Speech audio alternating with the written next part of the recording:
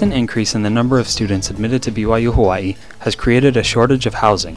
According to John Elkington, the Housing Department Director, we have 200 more freshmen attending this fall, which means, because they are required to live on campus, we have fewer spaces for sophomores, juniors, and seniors.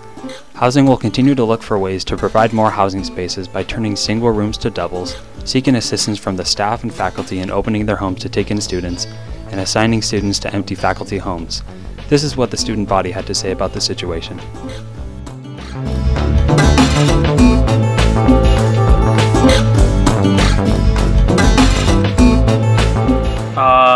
It's actually been a month and a half, and what happened was one of my brothers moved out here to go to school and we wanted to live together.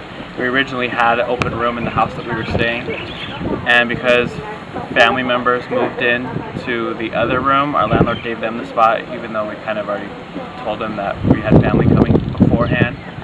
So we ended up giving the month's notice, and for that whole month we were looking for a place to live. We actually had a house, we were going to move into it.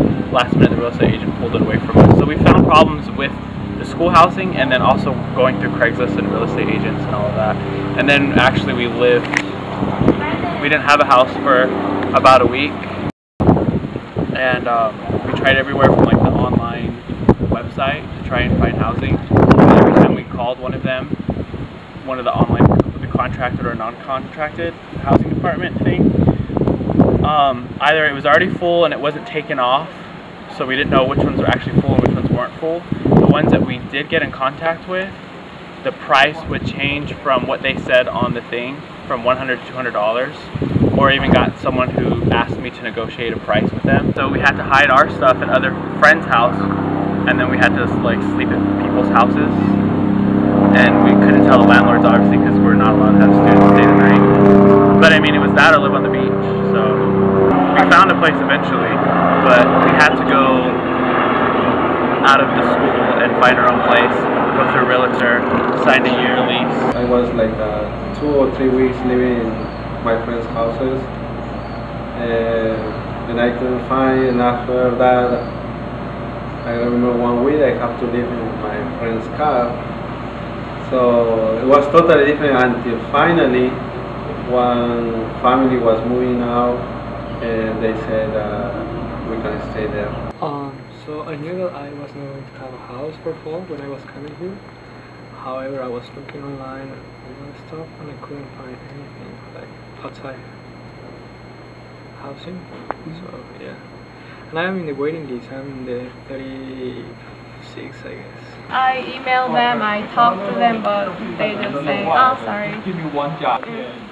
I'm so desperate.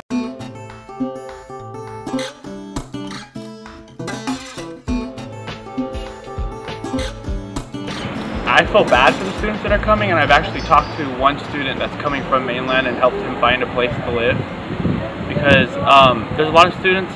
The one thing I notice is whenever I call people that are from this community, they automatically see that I'm out of state, and then like the one lady, she wanted me to negotiate over the phone prices, and I told her I wasn't going to do that if I haven't seen her place.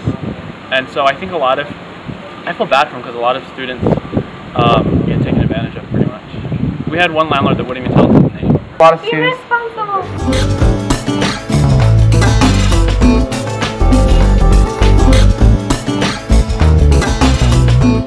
I don't know. I don't think so. Everything's full. Even though online it says that there's like some houses open, when I called they weren't open. They didn't even return phone calls.